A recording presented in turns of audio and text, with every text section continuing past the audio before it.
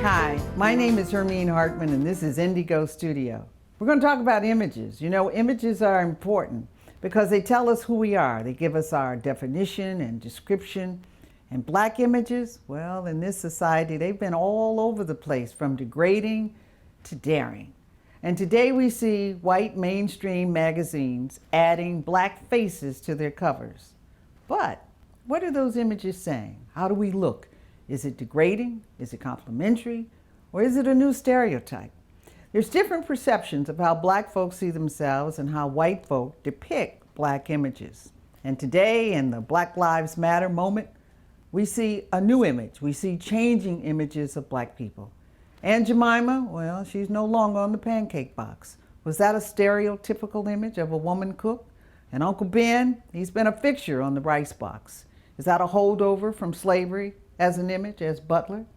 The New York Times, July 3rd, 2020, just decided to capitalize the B in black in their editorial content. Now, how has the image changed? We're going to talk about today about images of black folks in this changing world. And we're going to talk to Angela Ford. She's the founder of Obsidian, a photo archival collection on black life.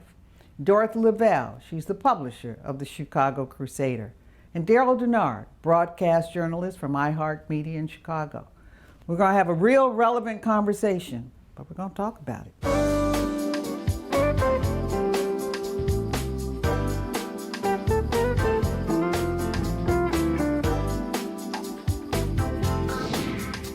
So today we're going to be talking about black images, and we're going to be talking to some experts. I got some of my best friends here. Dorothy Lavelle, let me ask you this. Black media, white media. Is black media in the day of inclusion and diversity still necessary? Absolutely. It started in 1827. Believe me, the times are very similar in 2020. How so? The black press was founded to give a voice to African Americans. Blacks, men and women, were denigrated and called foul names, so to speak, even in 1827. And it was because of the need to give a portrayal of how we really were for us to have Freedom's Journal in 1827. Here we are, 2020, and we are seeing many of our people killed, not unlike 1827. Our men are just not called by any other name but criminal and lowlife. And we had the same thing for women. So that's why there was Freedom's Journal and the black press in 1827. Darryl, you do such a great job every week in recapping the news. It's hard to recap the news in that kind of time, but how about your recap of the news versus white media? What's the difference? I think that, you have to first of all set the platform straight and stop delivering false narratives. So if it's the white news media that's objective, I don't think you find too much of a difference there other than we come from a black perspective. The second piece is truth. If you're not telling the truth, then there's no way I can compete with you, because you're saying one thing and I'm saying another. And in the process of that, what happens is that there is no balance. There's no level playing field. So when it comes to objective, true news gathering, there's not too much of a difference between the black press and the white press, because both have the objective of telling the truth. Telling it's like the New York Times, all the news that's fit to print. From a black perspective, working for black publications, whether it was Johnson Publishing Company or whether it was Black Enterprise, we also carry that same caveat with regard to telling the story. Nowadays, there's this false narrative with regard to what is true and what isn't, and it's, very Orwellian in its particular purpose. The reality is you can come up and say, oh, that's blue, and then somebody else says, no, it isn't, it's yellow. And then you say that it's yellow, even though you know that it's blue.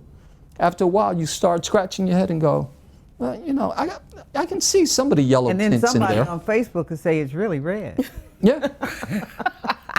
Angela, you are doing something that is it's of today, but it's also going to be revolutionary.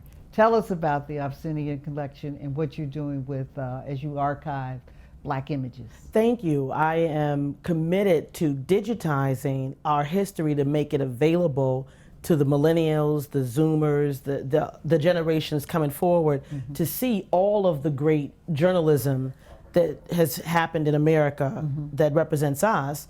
But the younger people usually expect to go to their smartphone and kind of Google what the history is, and we haven't digitized it the way we should. Those images help tell the truth so that these young people can see who we really were, because these modern narratives, like you said, aren't favorable at all. But we were beautiful, glamorous, did amazing, wonderful things, and it was through my son. I was telling him a story about Bronzeville, historic Bronzeville in Chicago, and he immediately went to his phone to start Googling more of the story, because that's what young people do. And he said, it's not in here. As if I said, well, I was there, so I know what happened. And he said, are you spelling it right? And I said, okay, what are you doing? And so the younger people expect all of this history to be in their smartphones. So we're digitizing all of the Black legacy newspapers, all of as many photojournalists as we can, and getting millions of images on a portal so that the youth can see who we really are. One of the things, as we have gone through a lot of the Chicago Black archives here, when you look at the pictures from the 40s, 50s, and 60s, and I talked to some of our elders in the community, you would work a hard day wherever you work, but you'd come home, shower, put on your best outfit, and go out and what would be in social media described now, but we would get together. And this was where courtships happened. This is where relationships happened. Going to the club. Going to the clubs, or going on 47th Street in Chicago. Club de Lisa. The Club de Lisa. The Jones Brothers had a department store where we did all of our shopping, but women would make those dresses. And so at that point, you could really be haute couture. You could design your own fashions and go out and get a good husband. But a different, what's that? A good husband. So, I've had several good ones. But everybody was gorgeous, and everybody would make their outfits to go out over the weekends, over the evenings to see and be seen. And we need those images to be part of our story. But here's the point. We have to see our pictures, our photographers, our newspapers, our magazines to see that glam image. If we look at white press, you're not going to see it. You're not going to see it, particularly in that day. So it has a history to it. We'll be right back, and Dorothy Lavelle is going to tell us some more great stories with Indigo Studio. Don't go away.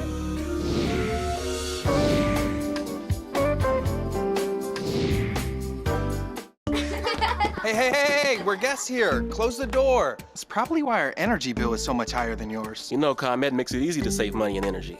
Yeah, look, we even got an instant rebate on this smart thermostat. And rebates on Energy Star appliances, like this refrigerator. And this washer-dryer combo. Close the door! Find even more rebates from the ComEd Energy Efficiency Program at ComEd.com/rebates.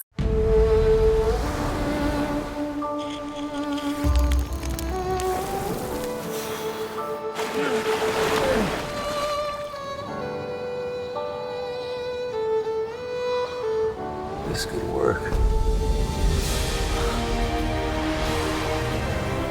We're taking you home now, sir. Are you a search and rescue? No, I'm with the resort. What? People will always come and go in our lives. But we all know those few who never left. The partners who've always had you covered. That friend you consider the best, because that's how they make you feel. At Blue Cross and Blue Shield of Illinois, we know what it means to be there, guiding you toward a healthier state of mind. Because the more we know as individuals, the healthier we all feel as a community. Through it all. Closed captioning is sponsored by the Illinois State Lottery. So we're back, and what I want to do now is I want to look at some of these images that we've been talking about and bring it right on up to date to modern day. So there's an image there of how our images were used to sell product. Aunt Jemima was on the pancake box for a long time. Uncle Ben was on the rice box for a long time. Both of those images have changed, but those are long-standing images that were branding, actually, for Quaker Oats. Dorothy, what's your thoughts on that? Well, first of all, that's the new Aunt Jemima and Uncle Ben. Not the original. They are not the original ones. They use those images and they tried to update them years later, because before that, we were truly, service of others. In their capacity, and so we were not quite as glamorized. Our hairstyles were not quite as well. Now maybe the butler looked more like Uncle Ben, but I tell you, Aunt Jemima didn't look like that. And then Darryl, now here's an image that you remember, and that was O.J. Simpson. And what they did with O.J. that was just very, very interesting is they darkened him, and that became very controversial at the time. Well, what were your thoughts? It becomes, it falls under the aegis of propaganda. Because what you're able to do, especially during the Photoshop day and age, is that I'm going to take an image of OJ, and Time, which was much more conservative in its bent than Newsweek was. What they were able to do is that they were able to say, hey, he's a menace. So what we're going to do is we're going to create a more menacing photo of him. We're going to darken it, increase the contrast, make sure that there's heavy 5 o'clock shadow on his face. Whereas Newsweek actually presented the photo probably the way it actually was initially captured. And so what it does is that it shows you just how easy images can be manipulated to try to sell whatever slant you're trying to promote. So, and the perception of the time he's a criminal. Is he's OJ the criminal. Yeah. All right, and then here we are today. Now this is a current copy of Elle magazine. Tracy Ross. Uh-oh, y'all got quiet. Angela, what's that image say? It says that a non-black person is controlling the narrative and maintaining, even as they see us as modern, it's a nod back to stereotypical tropes of the past. I don't think if you had black people in authority making those decisions, we would not migrate toward these stereotypical tropes, even in a form of art. So it's important to be on the cover, but it's important who takes that photo. Absolutely. Well, behind the scenes. Darryl? Well, I think that it's also indicative of the fact of taking things or images that were once taboo and saying that I'm going to claim ownership of this particular image. I'm not going to claim it based on your buffoonery type of template that you're using, but I'm going to make what you consider to be a buffoon, I'm going to make it beautiful. And I think that there is part of that. It also harkens back to we as black folks, taking the N-word and destigmatizing it in our community.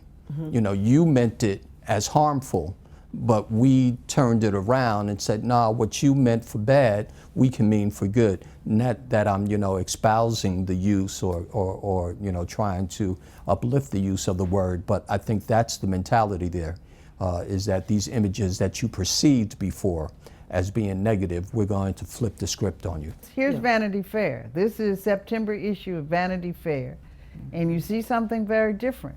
It's a painting. Okay, and it's of Breonna Taylor. Breonna Taylor, the young lady who was shot in her home. And this is a portrait by Amy Shell, who's the same person that did Michelle Obama's portrait. Right. What do you think of that? What's that say to you? I think it's more of a deliberate attempt to be respectful and forward thinking in terms of presenting the crises. You like it? I think it's fine. It's okay? Yeah. Dorothy, is that past the mustard for you? Not for me. Me. And the one before that, I didn't like that. With those pigtails out there. But I'm from a different era. And so I think you have to think in terms of the age group and how they would perceive some of these images as well. Right. Because I don't like the pigtails out there, you know. I like the clean cut look. I'm fussing right now with my grandson about his hairstyle. Leave him alone, Dorothy. And that's what everybody tells me, and I've got to leave him alone.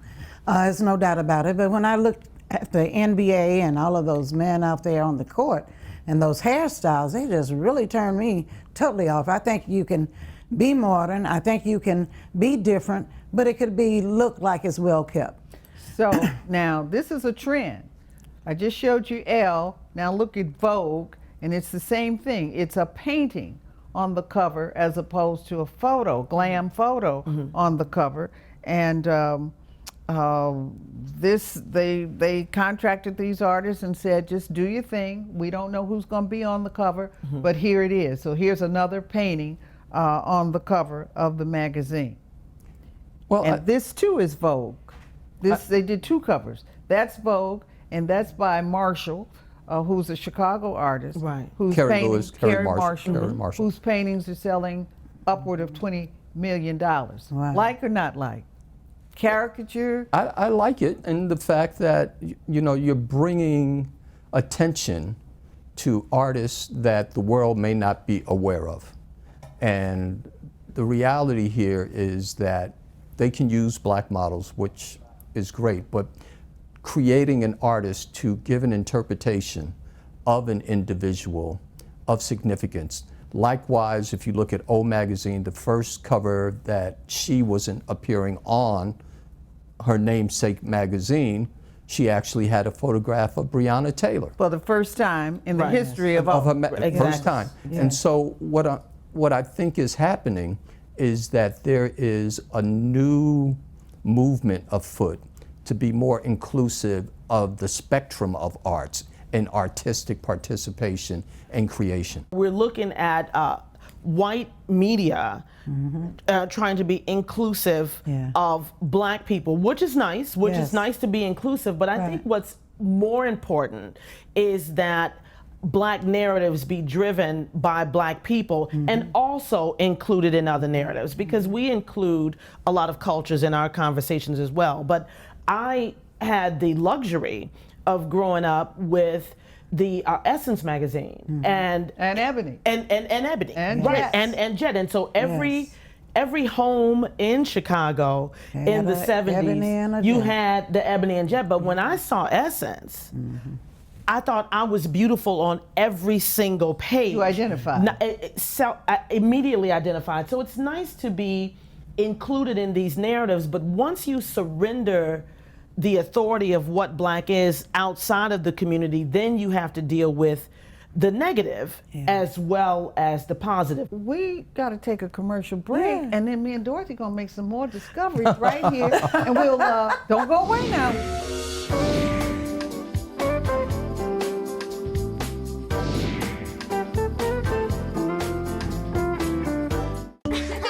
Hey, we're guests here. Close the door. It's probably why our energy bill is so much higher than yours. You know, ComEd makes it easy to save money and energy.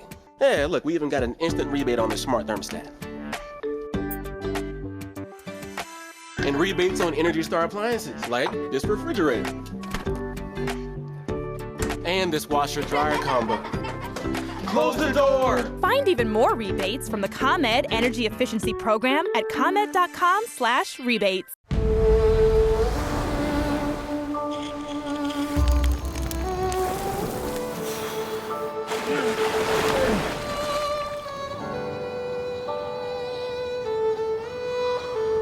This could work.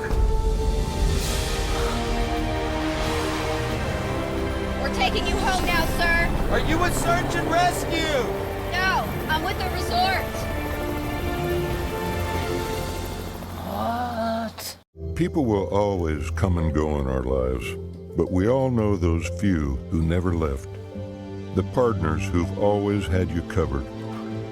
That friend you consider the best, because that's how they make you feel. At Blue Cross and Blue Shield of Illinois, we know what it means to be there, guiding you toward a healthier state of mind. Because the more we know as individuals, the healthier we all feel as a community through it all. So let's look at the runway. See. So here's a picture on the runway. And this is, quote, complimentary black, if you will. This is trending. This is a student in New York, and his pictures were, his artistic format was accessories. So he created lips and ears for his accessory. Take a look and tell me what you think. Now, a black model, let me say this, a black model, she refused to put that stuff on, and she left. I'm with her. She quit. Yes. Now look at that. Rightfully so. Rightfully so. Is that mockery? What is it? Well, yes, it's buffoonery. what is that? It's buffoonery. Offensive. It is offensive. Yes. And we have so many beautiful people, naturally beautiful. The models are white. But let me say, so why are we putting those lips and all of that on a white model? Is that inclusion? Because this is supposed to be. It's not inclusion. It's once again trying to create something that actually is more than 120 years old. Matter of fact, closer to 140, 150 years old when you look at blackface. Right. So you engage in exaggeration of the lips and the ears and the pickaninny type of movements. Right. The reality is that they were trying to say that this happened and now we're past that. If you actually probably would talk to the creator, that he was saying, I'm doing this to show that we're beyond that. Right. But the reality is that we don't live in a day and age of being beyond that. When we find ourselves in the grips of a battle for the heart of this nation right now, in terms of white separatists and white nationalists, trying to say that black lives don't matter when they don't even understand the essence of what Black Lives Matter means. So that really kind of becomes a new blackface. It becomes and rightfully criticized. It's offensive, and it's somebody who's trying to overcompensate for their racism or inadequate opinion about black people. You still have a lot of non-black people making decisions about what black is. Yes. Here's another runway. And this is complimentary of Takeoff on Black Lives Matter. And she's got her dreads in multicolor. Yeah, you know, there's always going to be a desire to culturally appropriate and then say that's not what we're doing. Like, that's just so ongoing. So what is the proper cultural appropriation? You know, I find that there are some cultures that are really respectful of the African American experience. And I don't want to blanketly generalize, but I found that some people actually will imitate our culture and our style while maintaining their own presence. Once you start in the manipulation of things that would never naturally happen for you, I think it becomes a little bit offensive. So when Beyonce was asked to be on the cover of Vogue, she consented. However, it was conditional.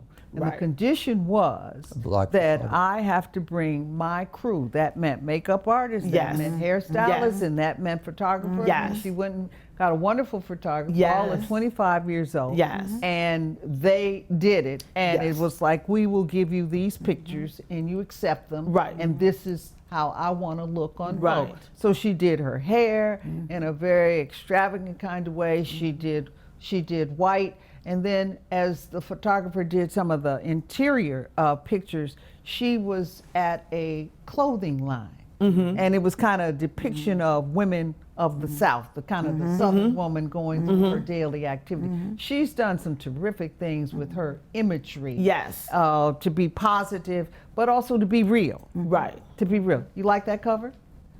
I love that cover. You like that? I loved everything about it. It's As a better. young photographer that has a new jump. career, new yes, jump. Yeah. Because of that.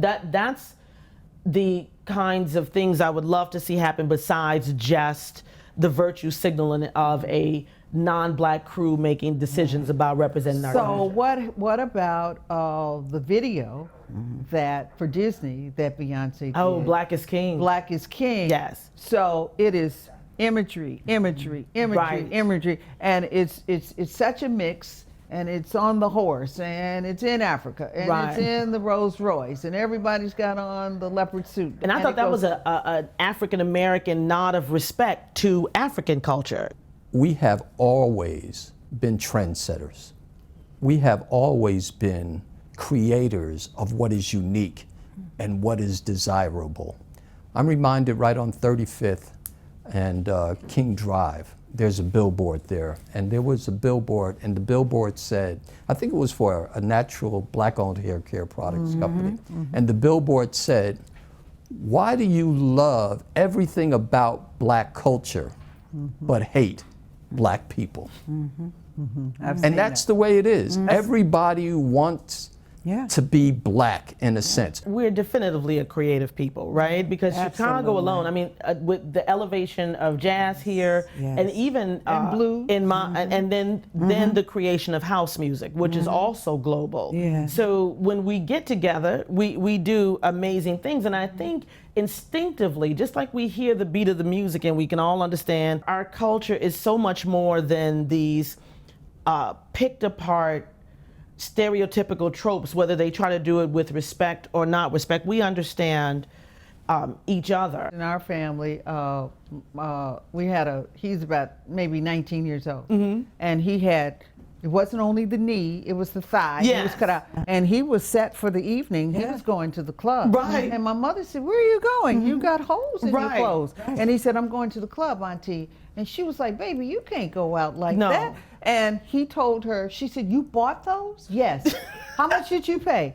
$150. She said, well, tomorrow I want you to go get your money back, and I'm gonna give you another $150 so you can buy you some real pants. Right. And he was like, ho, ho, ho, ha, ha, ha, and he was going for the door. I do not know to this moment where the cane came from, but the cane came and said, you didn't hear me good. I told you you're not going. And she interpreted that as poverty. She interpreted that as we work too hard not to have these holes in our clothes. Those are the actual conversations we should be having in our own Just media like we are about now. our own generations, instead of having to take all of our narrative through a white lens, and we're still talking about Aunt Jemima. And that's why the images are Right. so important. Exactly. What you're doing is important. I thank you all for being with us today and having this important discussion Oh, it was fun. on images and on black images and what we look like. And it's important that we do the defining and the discussing and not just be on the cover, but we got to take that picture also. This is Hermene Hartman with Indigo. Thank you so much for watching.